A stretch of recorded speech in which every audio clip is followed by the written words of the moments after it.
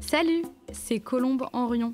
Bienvenue sur Sanitaire, le podcast du dispositif en partenariat One Health Océan Indien du CIRAD, en partenariat avec l'Agence régionale de santé La Réunion et l'association Les Petits Débrouillards de La Réunion. Dans ce podcast, vous en apprendrez plus sur One Health, l'interdépendance entre la santé humaine, animale et environnementale.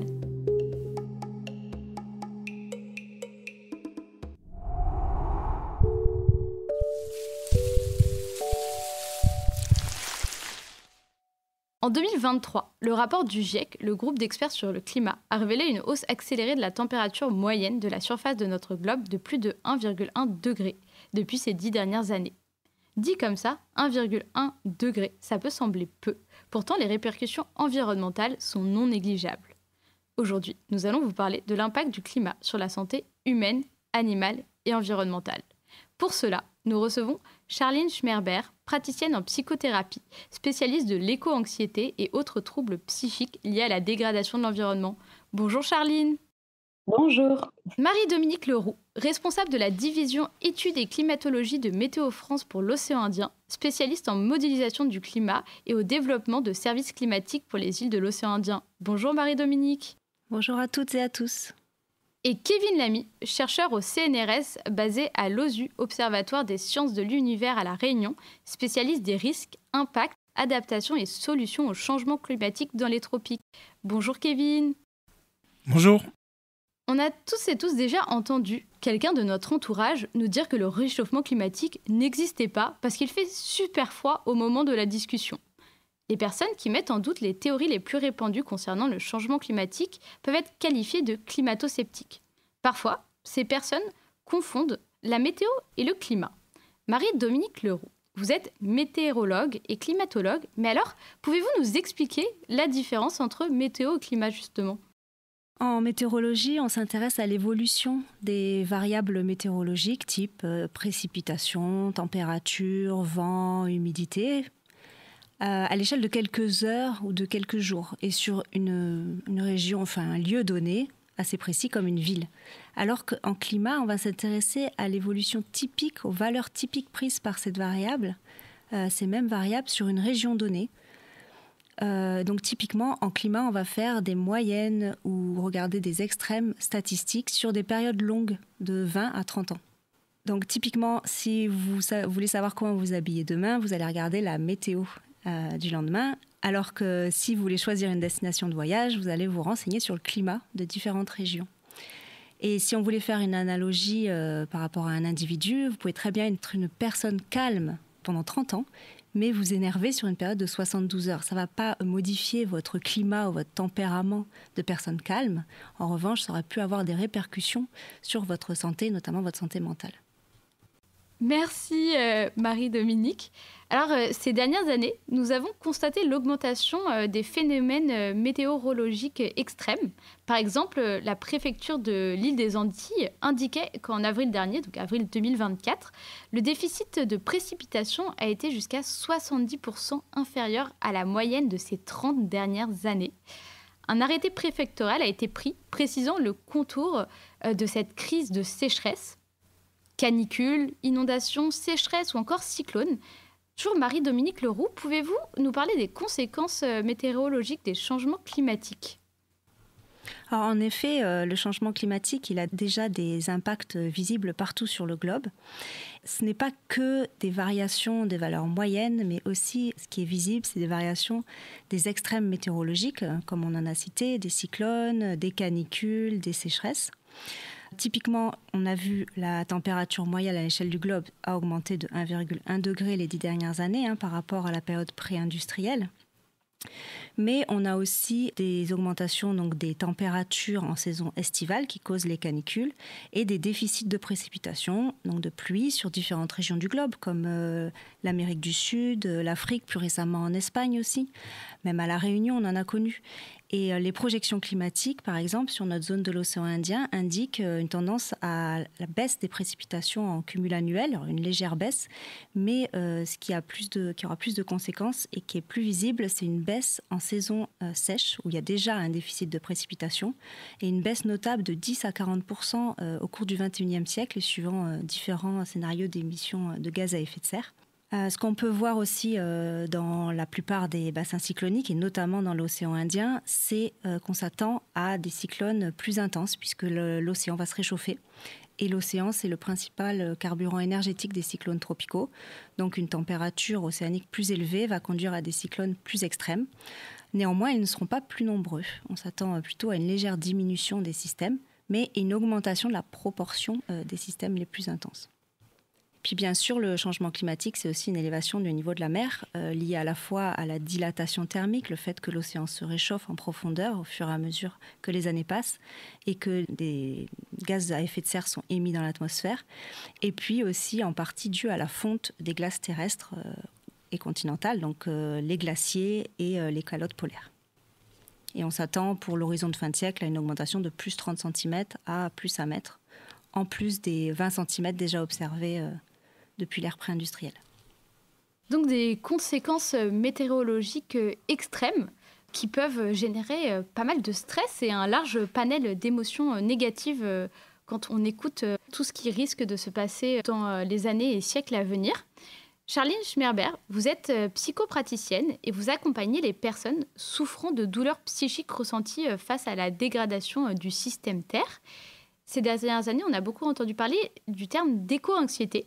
Mais concrètement, qu'est-ce que l'éco-anxiété et quelle va être la différence avec, par exemple, le terme solastalgie? Alors, ces deux notions, l'éco-anxiété et la solastalgie, elles font partie d'un champ un peu plus vaste qui est le champ des éco-émotions. C'est l'ensemble des affects, des sentiments et des émotions qu'on va ressentir du fait des problématiques environnementales.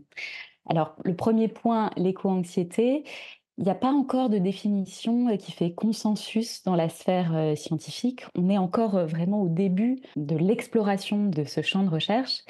L'éco-anxiété, c'est un terme qui est arrivé d'abord dans la sphère publique dans les années 90 aux États-Unis. Il y a une médecin de santé publique, Véronique Lapège, qui l'a théorisé, qui en a fait vraiment un concept en 1997, et elle le définit comme un mal-être identitaire dans un contexte de bouleversements environnementaux. Elle insiste bien sur le fait qu'il ne s'agit pas d'une pathologie, au contraire, c'est plutôt une réaction adaptée dans un monde qui est en dégradation. Alors, j'aime bien donner cette définition. Une chercheuse pionnière sur le sujet qui s'appelle Suzanne Clayton, qui est chercheuse à l'université de Yale, qui définit l'éco-anxiété comme l'anxiété qui est associée aux perceptions du changement climatique, même chez les personnes qui n'ont pas personnellement subi d'impact direct. J'aime bien cette définition parce qu'elle nous montre bien qu'on n'est pas obligé soi-même d'avoir été en confrontation avec des problématiques climatiques très graves pour ressentir cette éco-anxiété. C'est-à-dire qu'on peut lire des informations concernant le climat, écouter des nouvelles et ressentir cette fameuse éco-anxiété qui est vraiment une forme d'inquiétude par rapport au futur et au présent du système Terre. Il y a une notion qui va me permettre de faire le lien avec la solastalgie. L'éco-anxiété, c'est une détresse qui est plutôt prospective.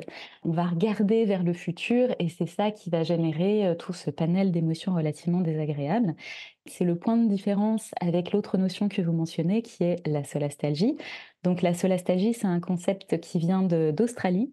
C'est un chercheur qui s'appelle Glenn Albrecht qui l'a créé au début des années 2000.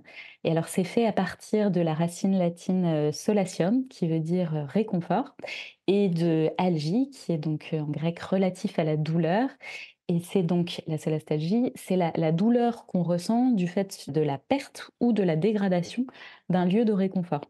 Et Albrecht, il a créé ce concept, ce néologisme, en ayant été contacté par des fermiers de la vallée de l'Hunter qui avaient vu leur environnement connu complètement perturbé par l'exploitation de mines de charbon à ciel ouvert.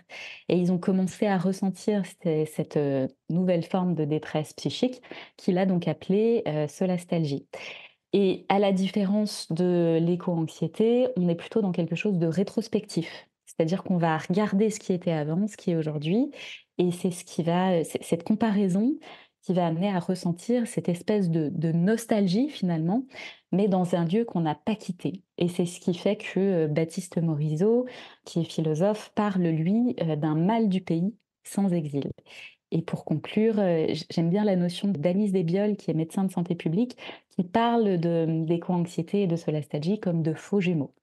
C'est très intéressant parce que vous avez mentionné que l'éco-anxiété était due au fait de se projeter vers l'avenir et des informations qui ne sont pas forcément liées à un vécu personnel. Et nous reviendrons justement sur l'impact des médias, notamment sur l'éco-anxiété. Merci.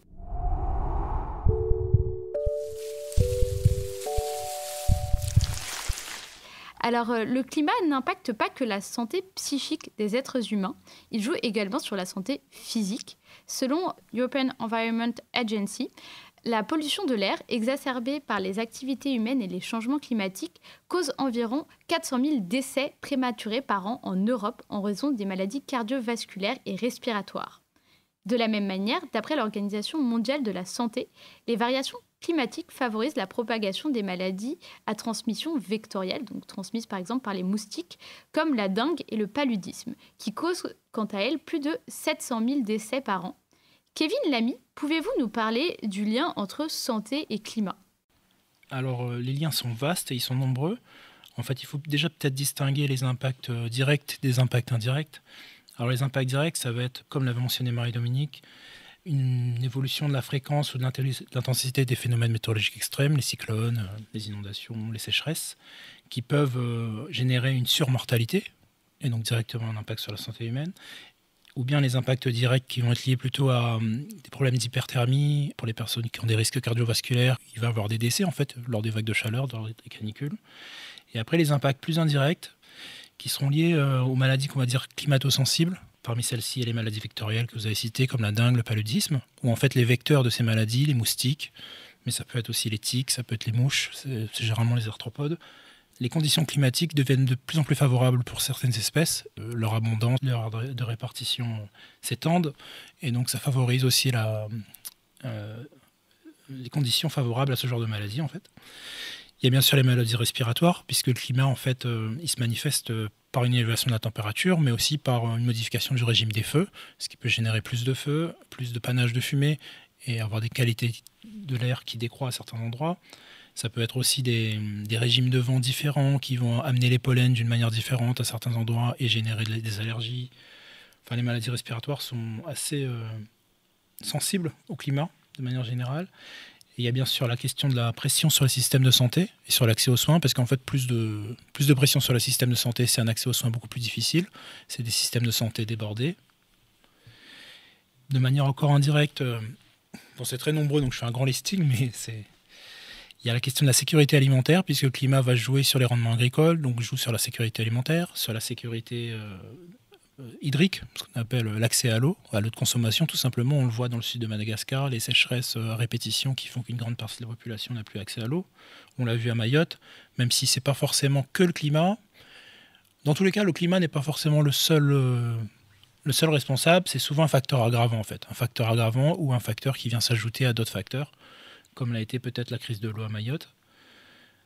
Et en dernier point, peut-être, bon, il y avait la santé mentale, on en avait parlé, et puis d'autres pathologies un peu plus diverses et variées, on va dire, sur par exemple les pathologies cutanées ou oculaires, puisque le changement climatique peut avoir des conséquences indirectes sur l'ozone dans l'atmosphère, dans la stratosphère plus exactement, jouer sur la quantité de rayonnement UV reçu au sol, et donc jouer sur l'incidence des cancers de la peau, des cataractes. C'est quelque chose qu'on a observé par exemple dans la région océan Indien. Il faut savoir que dans certaines régions des pays sud, on a une population qui est généralement plus résistante, ou qu'on penserait plus résistante aux UV, on a quand même des taux d'incidence de cataracte les plus élevés. C'est le cas aux Comores par exemple. C'est un des pays qui a l'incidence de cataracte les plus élevée au monde. Cataracte, est-ce que vous pouvez définir ? Alors c'est une exposition chronique et récurrente à une intensité élevée de rayonnement UV qui va en fait attaquer la vue. Alors physiologiquement, je ne sais pas exactement, je ne suis pas du tout spécialiste de ce domaine, donc je n'oserais pas essayer de définir ça en termes médicaux.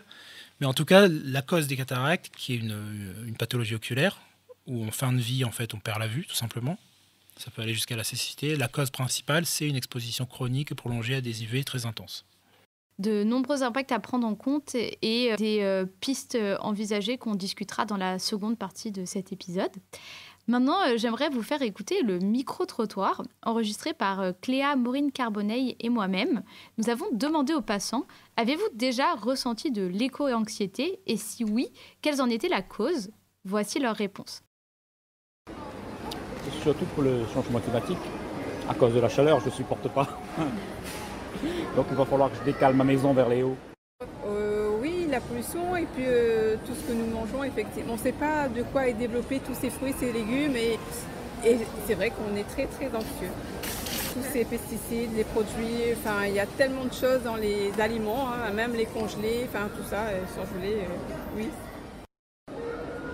La peur, je pense. La peur du manque d'arbres pour respirer. De plus en plus, les forêts disparaissent. Ils bâtissent des immeubles et il n'y a plus de plantes, il n'y a plus de tout ça et c'est ça qui nous aide à vivre. Je sais pas, la maladie, il y a tout le monde qui meurt à 50 ans. Voilà, on vieillit plus, on mange plus comme avant, plus produit, peu de produits, je sais pas qu'est-ce qu'ils mettent dedans. Tout c'est pas bon. Voilà.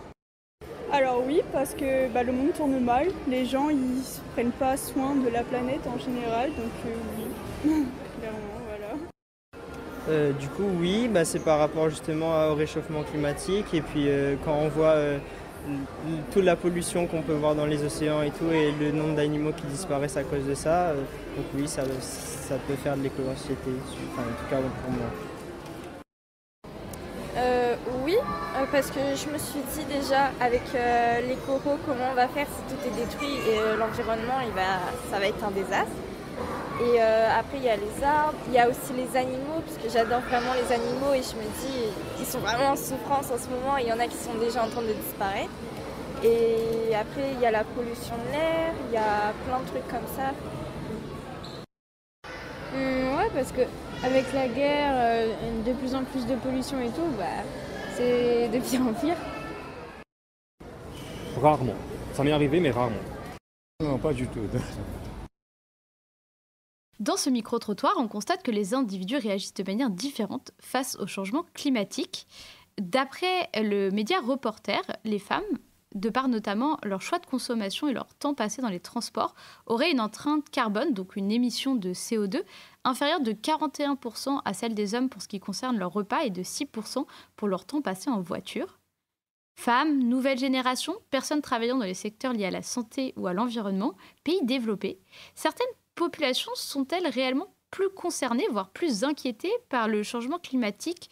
Charline Schmerber. Alors oui, effectivement, c'est ce qui ressort des études scientifiques qui ont été faites. On s'aperçoit qu'il y a certains publics qui sont plus à risque de ressentir cette éco-anxiété et ça va être les personnes qui font partie des minorités. Alors la notion de minorité, elle est à prendre dans son sens sociologique. C'est un groupe qui a moins de pouvoir qu'un autre. Il va y avoir les femmes, il va y avoir aussi les personnes qui ont des faibles revenus économiques, les minorités ethniques.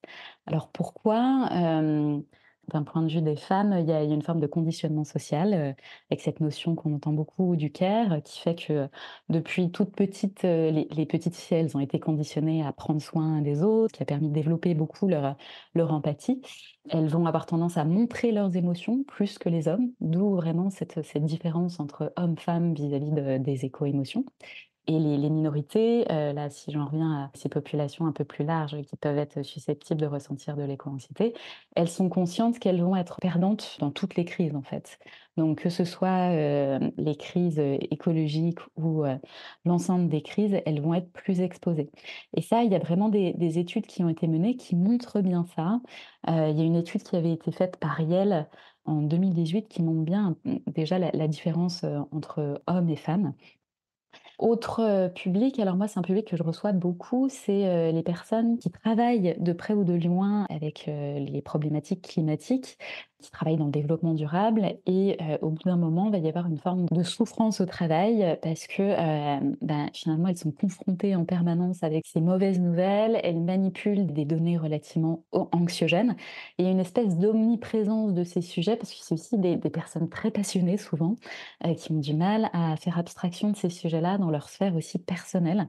Les problématiques climatiques vont être, finalement omniprésentes et elles vont avoir du mal à réguler et à mettre du bon dans d'autres parties de leur vie.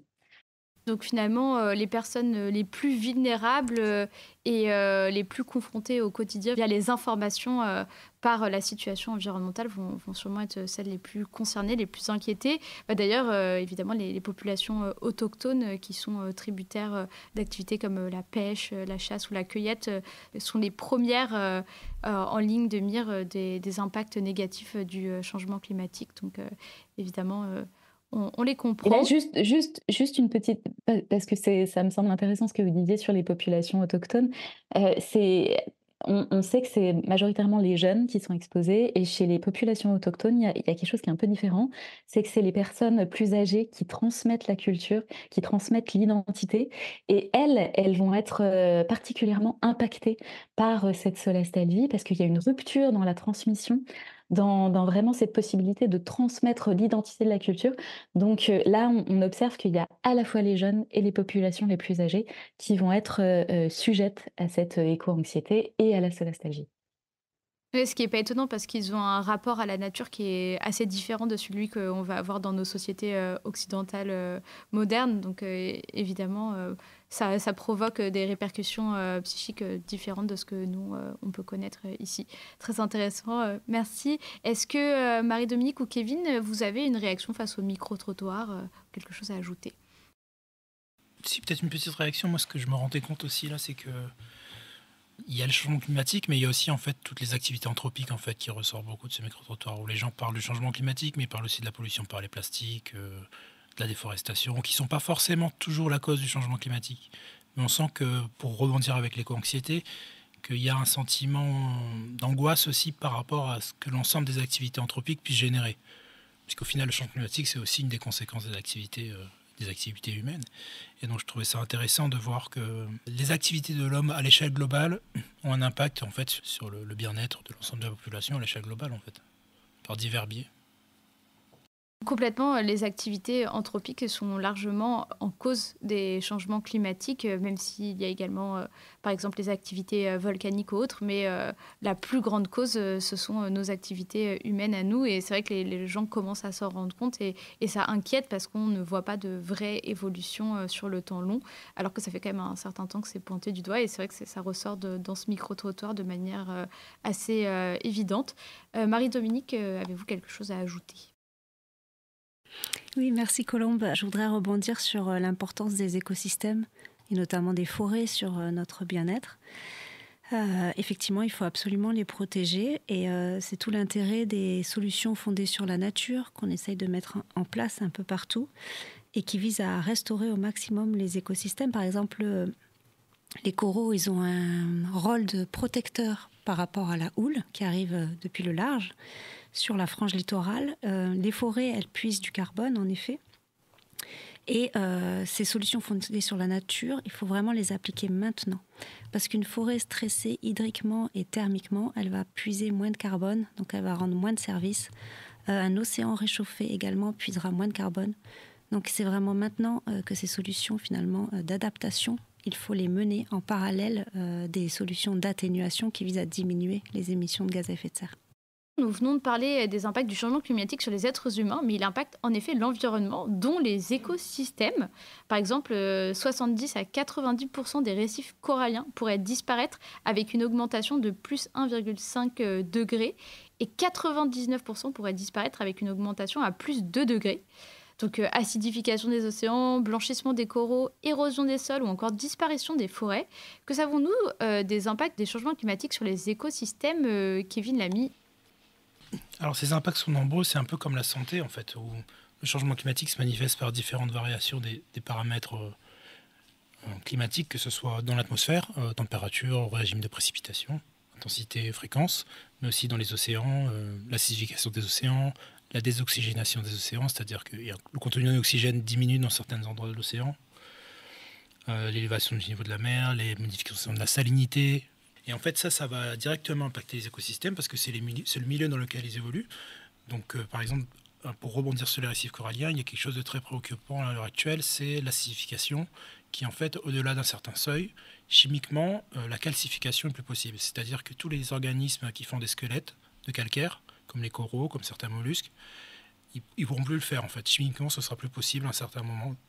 Et donc, en cascade, c'est des chaînes d'écosystèmes qui s'éteignent, en fait, puisque le récif, en fait, est tout un écosystème pour les poissons autour, pour les différents organismes.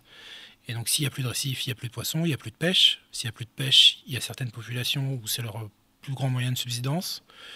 Donc, il y a un problème de sécurité alimentaire. Et donc, on voit que, en fait, il y a plein de phénomènes comme ça qui, en cascade, en fait, vont interagir les uns aux autres.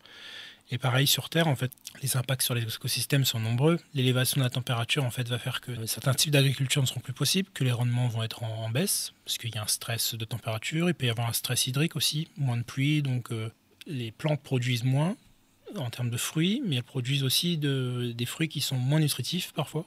Il y a une charge en nutriments qui baisse. Il y a la question des espèces exotiques envahissantes aussi. Comme les conditions climatiques évoluent, elles peuvent être plus ou moins favorables en fait à certaines espèces exotiques qui vont venir s'installer et prendre la place d'autres. Et donc ça peut générer des problèmes de biodiversité divers et variés. Donc c'est très très vaste. Je pourrais continuer comme ça assez longuement vu que la liste en fait est très très longue. Donc finalement, des impacts à la fois sur les chaînes alimentaires, que ce soit au niveau de l'océan, mais aussi au niveau terrestre, au niveau de notre agriculture, et bien d'autres, plein de choses à prendre en compte. Et comme Marie-Dominique disait, et plein de solutions à mettre en œuvre dès maintenant pour limiter ces potentiels impacts négatifs.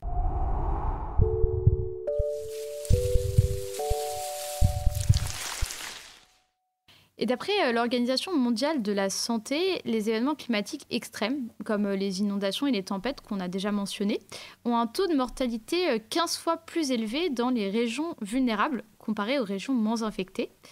Tropiques, pôles, îles ou encore hautes altitudes. Pourquoi certaines zones sont plus vulnérables au dérèglement climatique et pourquoi est-il plus exact de parler de dérèglement, voire de changement climatique, plutôt que de réchauffement climatique? Marie-Dominique Leroux. Alors oui, je vais commencer par la deuxième question. En effet, ce serait réducteur de parler simplement de réchauffement climatique, puisqu'on l'a dit, c'est bien un dérèglement climatique ou un changement climatique dont il s'agit, puisqu'il n'y a pas que la variable atmosphérique température qui est affectée, c'est tout l'ensemble des variables, pluie, humidité, vent, pression, et tous ces systèmes qui interagissent dans l'atmosphère qui vont être modifiés à la fois en valeur moyenne, mais aussi dans leurs valeurs extrêmes. Pour la première question, pourquoi le réchauffement climatique n'est pas linéaire finalement sur le globe? En effet, on voit des disparités et des régions qui sont plus affectées, comme justement les pôles et les régions de montagne. Donc ça, c'est dû aux propriétés des surfaces terrestres et notamment à ce qu'on appelle l'albédo, la capacité d'une surface à réfléchir la lumière incidente provenant du soleil. Sur des zones blanches, des surfaces blanches et claires comme la glace et la neige, on a un réfléchissement de la lumière supérieur à 70%. Donc ce sont des surfaces qui emmagasinent moins la chaleur. Mais à mesure que justement, avec l'élévation de la température moyenne du globe, ces surfaces se réchauffent et donc s'appauvrissent en couverture neigeuse ou glacée dans le temps et en épaisseur, en fait, ce sont des surfaces qui sont découvertes et ces surfaces-là sont davantage absorbantes, absorbent davantage de lumière et donc se réchauffent plus vite. Donc c'est un effet d'emballement finalement auquel on assiste à la fois sur les zones enneigées en haute montagne et sur les pôles. Et pour les îles tropicales, pour les tropiques, c'est un peu différent. C'est aussi lié à une modification de l'albédo. Mais cette fois, c'est plus lié à une modification de la couverture végétale en fonction de l'altitude, qui peut être associée par exemple à la migration d'espèces végétales à plus haute altitude qui vont tenter de survivre justement aux modifications de température et de trouver un climat plus adapté à leur croissance.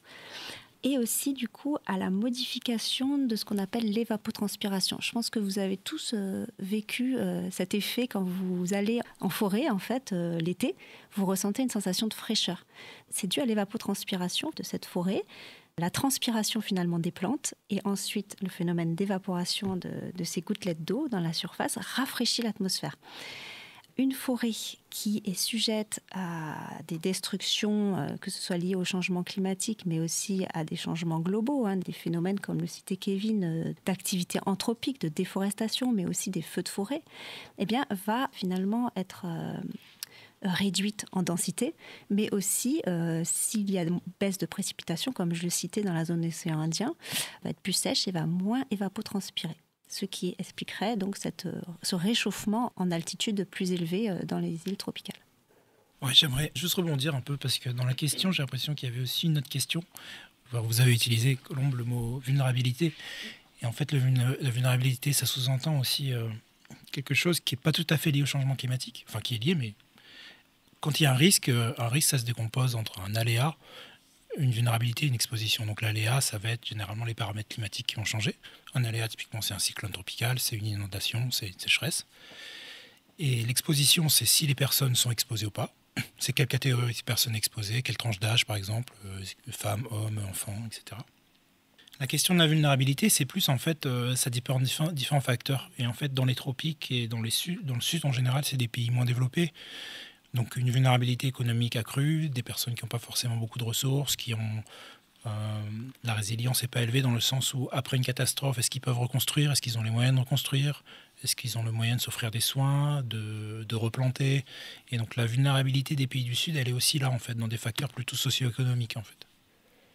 Donc d'un côté, des changements climatiques qui vont impacter de manière différente en fonction des conditions environnementales propres à un territoire, mais également en fonction de la vulnérabilité de ce territoire et des personnes qui vont s'y trouver. Donc des impacts qui vont vraiment être différents en fonction de ces deux critères.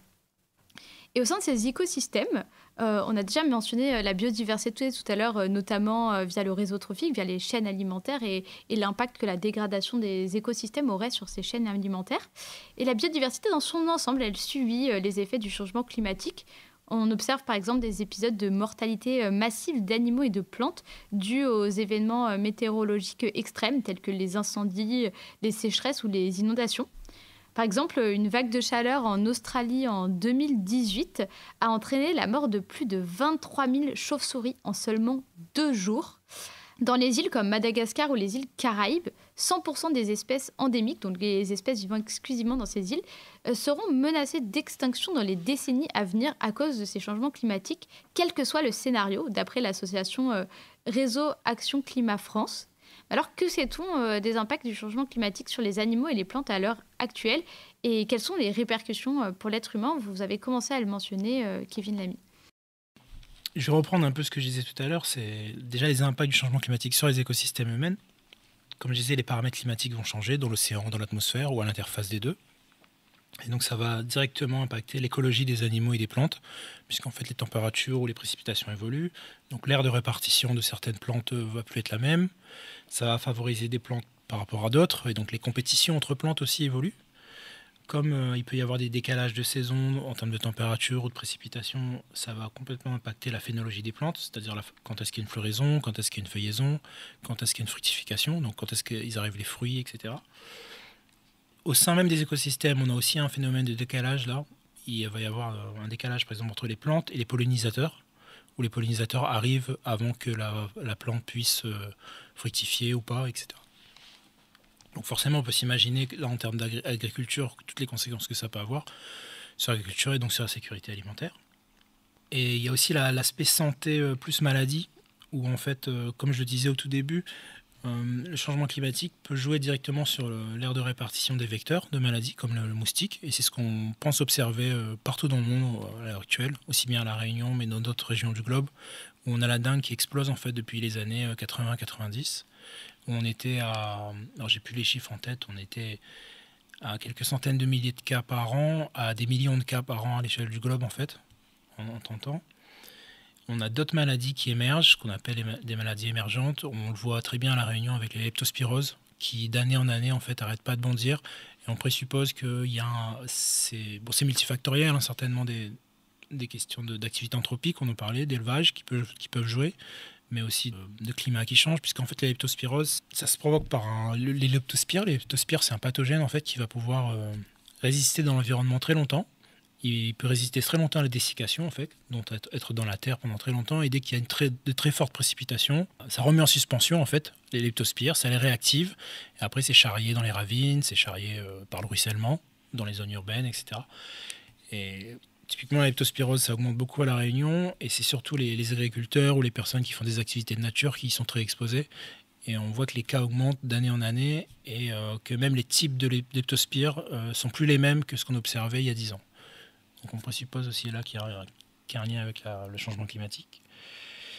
Toutes les conséquences que ça peut avoir sur les écosystèmes, c'est aussi des conséquences sur les ressources naturelles, sur la pêche, sur l'agriculture dans le passé, mais aussi sur le tourisme, puisqu'on a des écosystèmes qui se dégradent, et donc ça peut avoir des répercussions sur le tourisme, et donc sur l'économie. Sur l'économie, donc sur la santé. Vous voyez que tout en fait est très lié, hein. Et oui, pour rebondir aussi sur ce que disait Marie-Dominique, il y avait la partie risque aussi, où les écosystèmes ont un rôle fondamental. En fait, les écosystèmes, en science, on va parler de services écosystémiques. Et en fait, ils rendent des services à l'être humain, que ce soit pour les ressources, mais aussi pour les risques. Et donc, les récifs coralliens, ils ont cette capacité d'atténuer la houle, tout comme les mangroves. Et donc, le fait de les perdre à cause du changement climatique ou à cause des activités anthropiques, on perd notre capacité d'atténuer la houle, mais du coup, on perd la capacité de nos plages à garder leur sable, leurs sédiments. Les sédiments s'en vont, l'érosion est accélérée, donc la montée de la mer est de plus en plus... le risque de submersion marine ou d'érosion est aussi accéléré. Donc les écosystèmes et les services qu'ils rendent en fait jouent un rôle central pour l'homme et son environnement, et donc ils sont directement impactés par le changement climatique et ça nous impacte directement. Donc une sorte de réaction en chaîne si ça continue comme c'est parti depuis quelques années. Donc notre santé, comme vous venez de le dire, est tributaire de celle des animaux, des plantes et des écosystèmes. Tout est lié.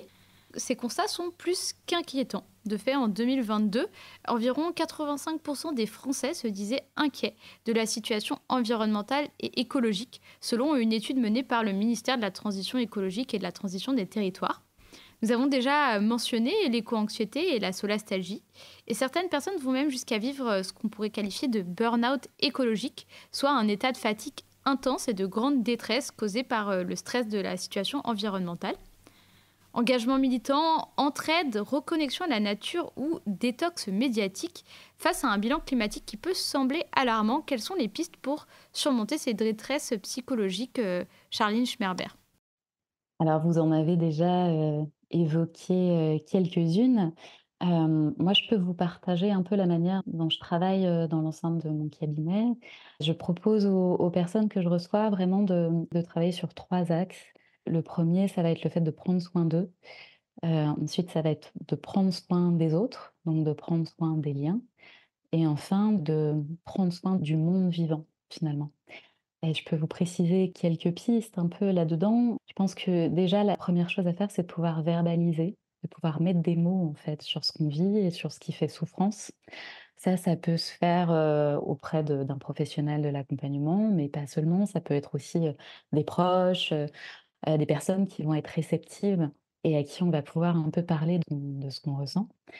On peut utiliser aussi des outils comme la méditation, la cohérence cardiaque, qui vont permettre un peu de rassembler la personne et vraiment de réunir le corps et l'esprit.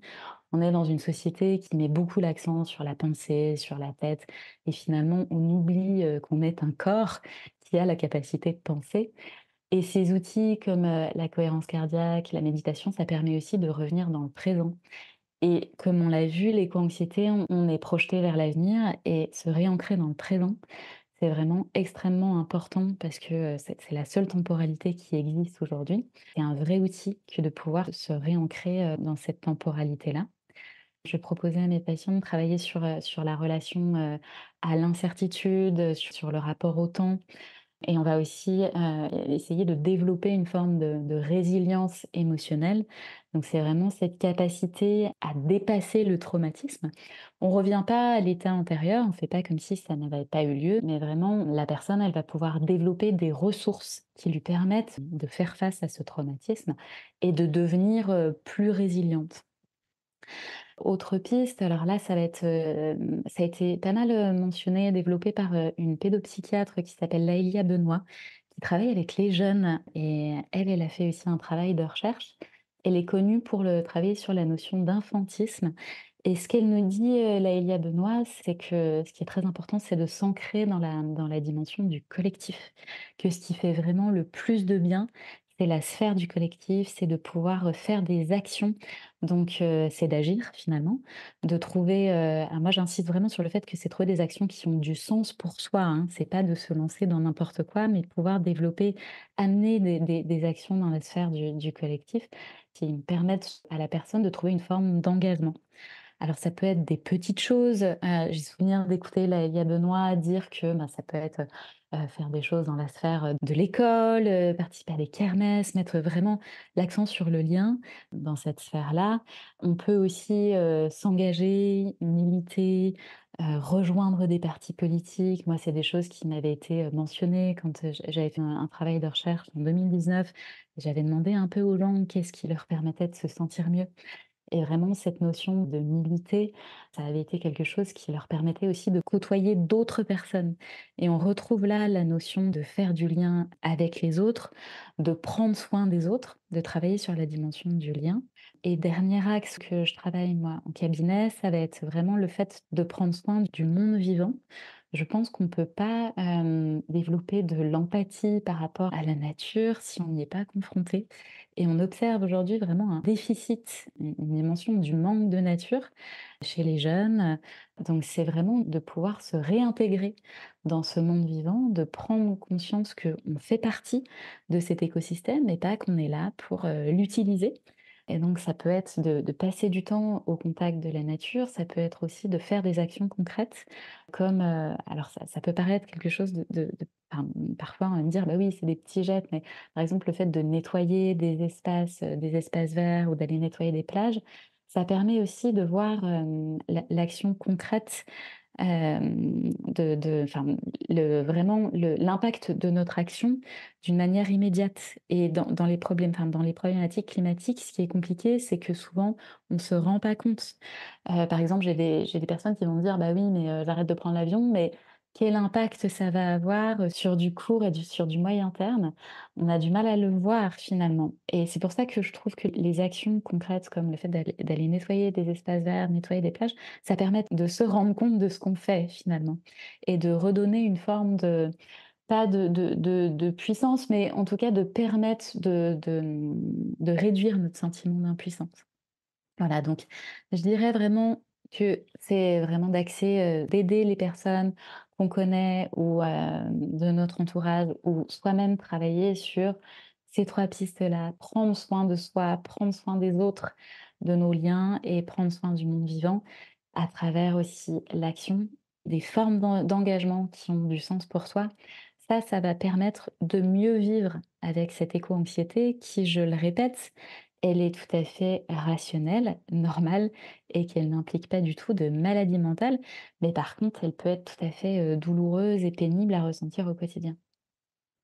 C'est très intéressant ce que vous dites parce qu'en effet, c'est difficile de conscientiser ce qu'on va appeler notre empreinte écologique par nos choix de consommation, nos choix de mode de transport. C'est difficile de réaliser concrètement qu'est-ce que ça implique si on achète tel produit, quelle est son empreinte carbone, qu'est-ce que ça veut dire concrètement. Et c'est vrai que de passer par des actions concrètes, ça peut redonner du sens, ça peut nous permettre d'avoir quelque chose de palpable sur lequel nous focaliser. Et j'ai aussi lu dans vos travaux que vous parliez parfois d'un état un petit peu de paralysie dû parfois à la submersion face à ces événements qui sont assez anxiogènes et que c'est vraiment ce passage à l'action qui aide à surmonter ça, à redonner du sens. Et c'est vrai que les liens aident beaucoup aussi, parce que parfois on peut se sentir très seul face à toute cette anxiété et pourtant on ne l'est pas, on est plusieurs à ressentir ça. Et c'est vrai que de traverser ça ensemble par l'action, ça peut être des pistes intéressantes.